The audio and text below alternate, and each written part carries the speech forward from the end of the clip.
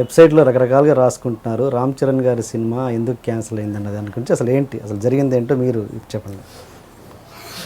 చాలా simple sir, అది మిర్చి అయిపోయింది.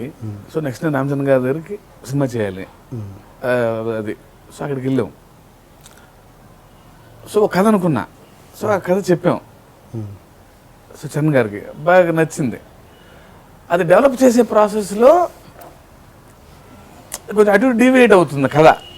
ఓకే, ప్రాపర్గా దొరకట్లా కథలో డైమెన్షన్. సో అంటే ఒక ఎమోషన్ హైలైట్ చేస్తే ఇంకో ఎమోషన్ డైల్యూట్ అవుతుంది. అదొక టిపికల్ సబ్జెక్ట్ అది. చరణ్ గారు కూడా కొంచెం మొహమాటంగా బాగానే ఉంది అంటున్నారు. But I'm not confident about the script. Okay, అంతే, అంత సింపుల్. అది కథ సింపుల్ థింగ్. అది కథ సెట్ అవ్వకపోతే అయిపోయింది. సెట్ అవ్వట్లా ఎక్కడో ఇంకా పీకుతున్నాం. టూ మచ్ ఆఫ్ పీకినా బోర్ కొడదు స్క్రిప్ట్. ఎక్కడో స్టేజ్లో ఈ స్క్రిప్ట్ అసలు కొన్ని రోజులు పక్కన పెడితే కానీ సాచురేట్ అయిపోతాం కదా సార్. ఒకే కథ మీద ఒక 6 నెలలు కూర్చున్న తర్వాత కొత్త యాంగిల్ దొరకదు. 3-4 months కూర్చున్న తర్వాత ఎక్కడో సఫికేట్ అయిపోయి ఈ కథ సెట్ అవ్వట్లేదు ఏంటి అని పూర్వం చరణ్ గారితో అన్న, సార్ ఎక్కడో సూపర్ కాన్ఫిడెన్స్ రావట్లేదు స్క్రిప్ట్ మీద. అర్జెంటుగా దేనికి చేయాలి?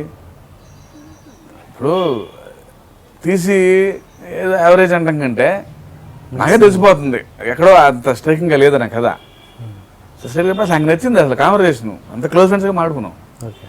అసలు అదేంటి అసలు నువ్వే అంత మాట తర్వాత అంటే, లేదు సార్ ఏదన్నా ఇంకో వేరే స్క్రిప్ట్ ఏమైనా చేసుకొస్తాను టైం తీసుకుని అంటే, అసలు ఆయన జెంటిల్మెన్ లాగా నువ్వు నువ్వు కాన్ఫిడెంట్గా ఉండాలి. ఏం కాదు, ఫస్ట్ తీసేవాడు నువ్వు కాబట్టి ఈ కథ ఎదిరిపోతుంది సార్, నేను ఇది కాన్ఫిడెంట్ అనుకుంటారా ఎంబడి చేసేద్దాం. అసలు అది అసలు ఇంత బాగా ఎవరు చెప్పరు, ఎక్కడో రావట్లేదండి కాన్ఫిడెన్స్ అనేది. నువ్వు ఎప్పుడు కాన్ఫిడెంట్ అప్పుడు. అసలు అంత సింపుల్ ఈక్వేషన్ అది. అంత అందమైన సీన్ అది. సినిమా ఆగిపోవడం కారణం అంత అందంగా జరిగింది అది. అది ఇంత ఓపెన్గా చెప్పిస్తుంది. రెగ్యులర్గా మాట్లాడుకుంటాం.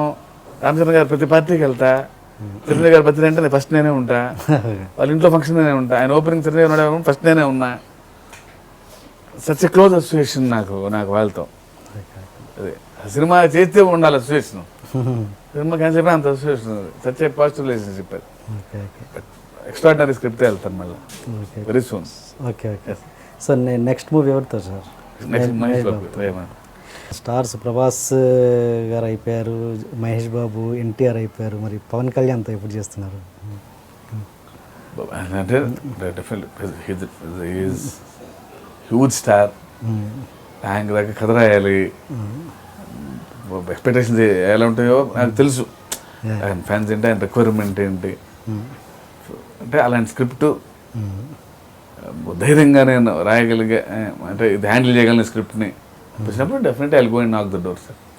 వెళ్ళి తలుపు తట్టి కళ్యాణ్ గారు మంచి కథ రాశాను డెఫినెట్లీ చెప్తానేమో. మీలాంటి వాళ్ళని ఆయన ఎక్కువ ఇష్టపడతారుగా. మీరు అంటే గతంలో ఒక సినిమాకు చేసి మీరు హర్ట్ అయ్యారు అన్న విషయం ఇండస్ట్రీలో అందరికీ తెలుసు ఆల్మోస్ట్. అది సింహ సినిమా అన్న విషయం. అది అంటే ఎందుకు ఆ విషయంలో ఎందుకు అలా మీరు అక్కడ ఏం జరిగింది అన్నది తెలుసుకోవచ్చు అసలు?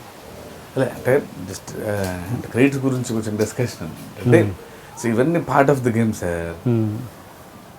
ప్రతి ఒక్కరి లైఫ్లో ఉంటాయి.